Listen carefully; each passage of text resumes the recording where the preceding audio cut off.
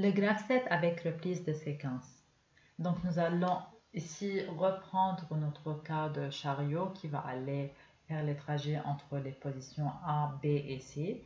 Mais au lieu d'avoir un seul cycle entre la position B et la position C, il va faire plusieurs cycles.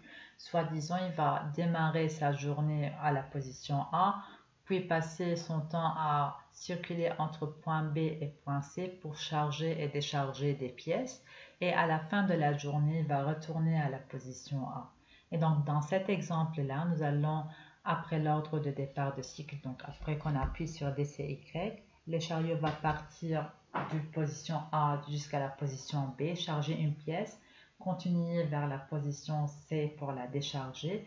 Il va retourner en B pour charger une nouvelle pièce. Il va décharger en C et il va rentrer en A. Dans l'exemple, nous allons prendre un cycle de 2 fois, mais pour l'exemple seulement, mais c'est vrai pour n'importe quel nombre.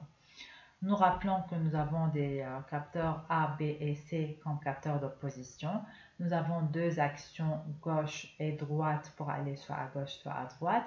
Nous avons le chargement et le déchargement comme soit des actions manuelles, soit des actions automatiques pour ce qu'on va charger et décharger dans le chariot.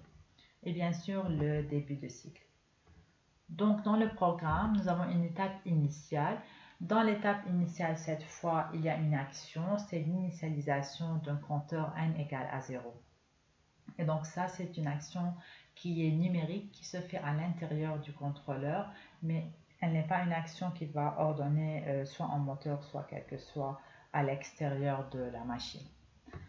Une fois que le début de cycle est appuyé et que le chariot est à la position A, nous passons à l'étape numéro 2, donc un ordre vers la droite jusqu'à la position B.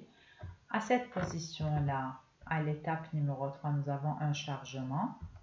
À la fin du chargement, nous avons un contrôle vers la droite, mais nous avons aussi le compteur N qui va s'incrémenter. Donc, nous allons compter le premier cycle.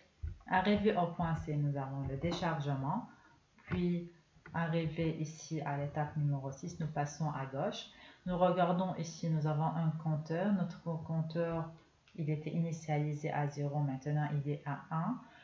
Et à la fin, pour sortir de cette étape, nous avons soit n égale à 2, soit n n'est pas égal à 2, en arrivant à la position B. Et donc, nous avons en première phase B et n n'est pas égal à 2, et donc le programme va passer dans cette branche-là pour refaire le cycle qui est le chargement, puis le déchargement, mais aussi nous allons en passant incrémenter ce compteur qui va passer de la valeur 1 vers la valeur 2, puis le déchargement, puis on va passer à gauche, et là c'est cette branche-là qui doit être activée parce qu'en arrivant à la position B, nous avons n égale à 2, et donc nous allons passer vers la gauche pour retourner à la position initiale A et pour que le programme se remette à sa position initiale, son étape initiale.